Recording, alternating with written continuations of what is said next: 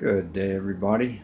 This is Mr. Coffee, who appears to have just fallen to pieces.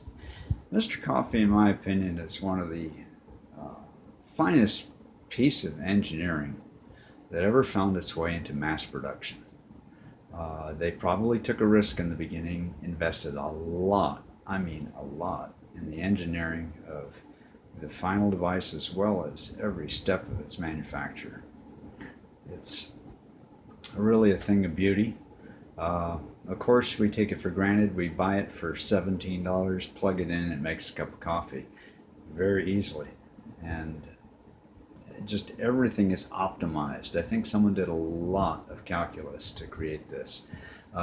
What the downfall was on this machine was this little assembly here, which is the thermostat that detects an overheat situation when it exceeds 245 degrees Fahrenheit.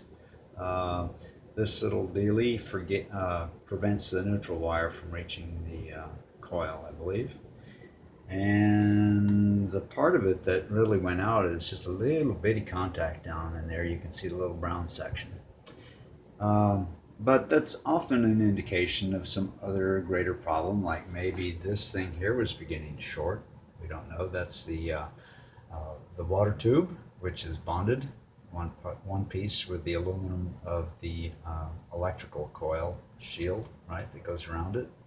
And there's a heat coil, steel heat coil inside of it. Looks like it's insulated somehow with maybe glass, I don't know. Those are silicone rubber tubes, and the wiring harness you can see. Everything was put together with screws and snaps, and I didn't find the screws that held this top piece, and you can see I've blown the bottom out on it because I didn't find the screws that were deep in these little tubules that were accessible from the bottom. Whoops, if you know what I mean. And here's the other piece that it was connected to by 3 screws, and of course there's your lid, and there's the parts that go onto the lid, okay, and where the hot steam and water come through. There's a riser tube right here that comes up from the coil, the heating coil up to the upper chamber.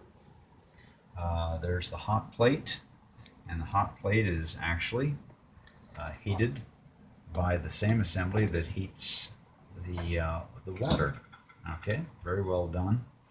And that's the base plate that keeps the outside from the inside. It provides ventilation. You're familiar with this piece, I'm sure, the part that holds the coffee. And of course, the part we really pay a little bit of attention to, I suppose, is the coffee pot. Don't drop it on the floor. This whole one here lasted very well for about 13 years for me. And I will be marching over to Walmart to buy myself a new one. And just would like to take my hats off to the engineers and the people that had the foresight to actually create this fantastic device.